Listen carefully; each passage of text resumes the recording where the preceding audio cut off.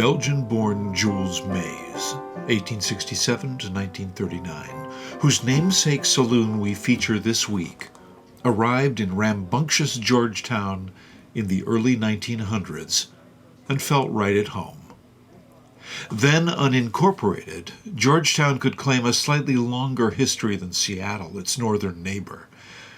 Homesteaders Henry Van Asselt, Jacob Maple, and Luther Collins and their families had settled along the next-door banks of the winding Duwamish River on September 16, 1851, almost 2 months before the Denny party arrived at Alki Point. Within 50 years, the settlers' farmland transformed into a one-company town, housing the Seattle Brewing and Malting Company, largest brewery west of the Mississippi, whose famed Rainier beer was wildly popular throughout the country. Hundreds of brewery workers, including many recent immigrants, lived in nearby company-owned houses. In contrast to straight-laced Seattle, where suds stopped flowing at 2 a.m. and never on Sundays, Georgetown's unregulated taverns, eateries, and roadhouses were open round the clock, serving laborers the hoppy product of their labors. Visiting rowdies looking for trouble often found it here. Confident, shrewd, and tenacious, Maes thrived in the lawless town, first as a scrappy bartender.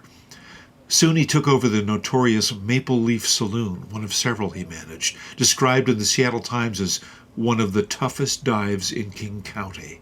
Gunplay and knife fights were common. While reputedly generous to a fault, Maes was no saint, repeatedly facing arrest and fines for running illegal gambling operations and slot machines. Following Washington State's early adoption of Prohibition in 1916, he often was charged with selling spiked soft drinks and ciders from his former taverns. After repeal of Prohibition in 1933, Maes promptly resumed selling beer to loyal customers, who christened him Georgetown's unofficial mayor.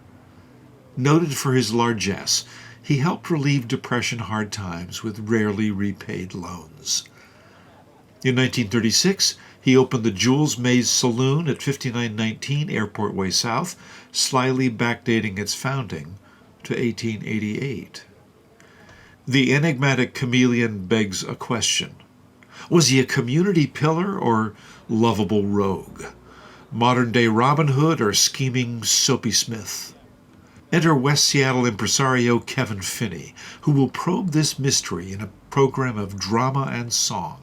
His Drunken Owl Theater operates on a shoestring while mounting exuberant variety shows in the Jules Maes Saloon's tiny performance space, where earlier patrons once played backroom poker.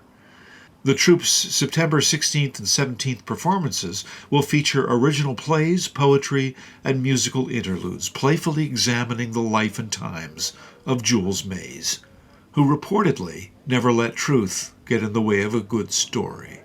For more info and reservations, visit drunkenowltheater.org.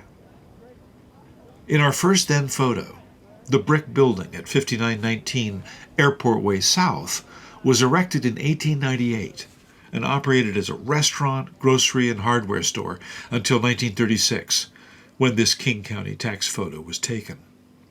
In our second then photo, a turn of the 20th century portrait of handlebar mustachioed Jules Maes in his prime. In our now photo, Kevin Finney in a green t-shirt, the artistic director of Drunken Owl Theater, surrounds himself with cast members after a recent summer production.